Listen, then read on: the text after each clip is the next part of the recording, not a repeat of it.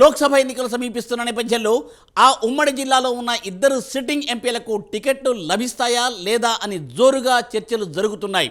2019 లోక్సభ ఎన్నికలలో తెరపైకి అనూహ్యంగా 2 కొత్త పేర్లు వచ్చినట్లుగా ఈసారి కూడా ఆ పరిస్థితి ఏర్పడనుందా అనే టెన్షన్ సిట్టింగ్ ఎంపీలలో కనబడుతోందట.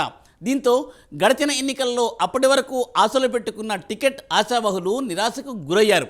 మరి ఇప్పటి పరిస్థితి ఎలా ఉంది? ఇంతకు ఆ ఉమ్మడి జిల్లా ఏది? ఆ ఆశావహ నేతలు ఎవరు?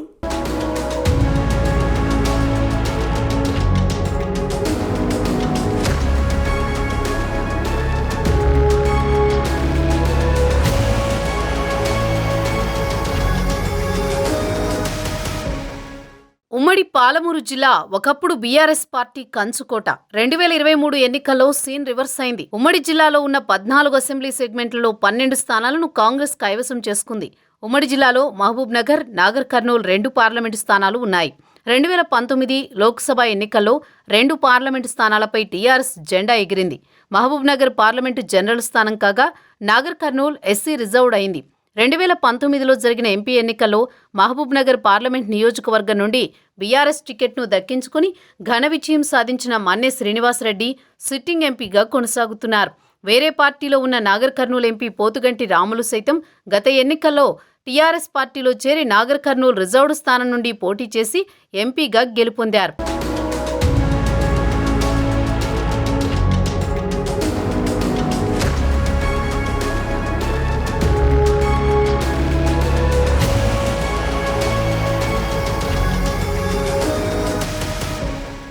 నాగర్ కర్నూల్ ఎంపీ రాములు కల్వకుర్తి జెడ్పీటీసీగా ఎన్నికైన తన కుమారుడు పోతుగంటి భరత్ నాగర్ కర్నూల్ జిల్లా పరిషత్ చైర్మన్ పదవి కోసం 2 సార్లు ప్రయత్నాలు చేసి విఫలమయ్యారు.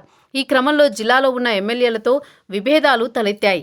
తన కుమారుడికి అచ్చంపేట అసెంబ్లీ టికెట్ కేటాయించాలని పలు సందర్భాల్లో ఎంపీ రాములు అధిష్టానం దృష్టికి తీసుకువెళ్లడం వల్ల మిగతా అసెంబ్లీ నియోజకవర్గాల మంత్రులు, ఎమ్మెల్యేలు ఎంపీకి మరింత దూరం పెరిగిందనే విమర్శలు వినిపిస్తున్నాయి. గత అసెంబ్లీ ఎన్నికలకు ముందు మంత్రులు, ఎమ్మెల్యేలు అధికారిక కార్యక్రమాల్లో రాములకు ఆశించిన స్థాయిలో ప్రాధాన్యత ఇవ్వకపోవడంతో నాగర్ కర్నూల్ పార్లమెంటు నియోజకవర్గంలోని గులాబీ పార్టీ నేతల విభేదాలు పతాక స్థాయికి చేరాయి.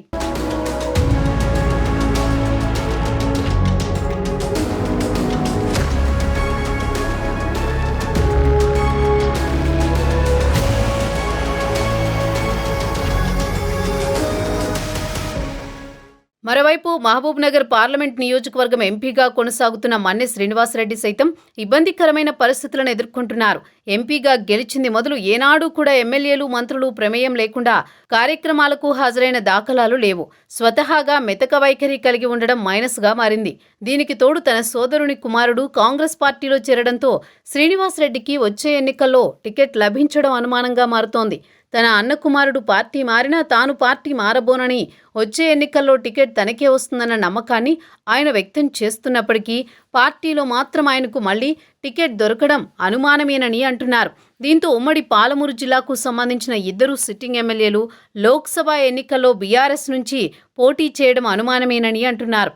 ఇరువురు ఎంపీలు మెతక వైఖరి తదితర కారణాలతో అటు ప్రజల్లోనూ ఇటు అధిష్టానం మెప్పును సాధించడంలోనూ ఆశించిన స్థాయిలో సక్సెస్ కాలేకపోయారని టాక్ వినిపిస్తోంది.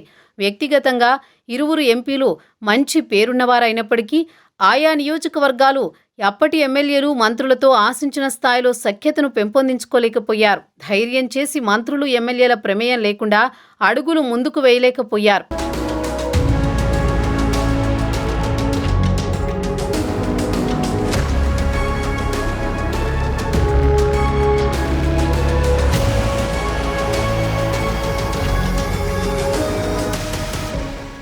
వచ్చే పార్లమెంట్ ఎన్నికల్లో బీఆర్ఎస్ నుండి ఎవరు పోటీ చేస్తారనే అంశానికి సంబంధించి తెర వెనుక సమావేశంలో జరుగుతున్నట్లు సమాచారం.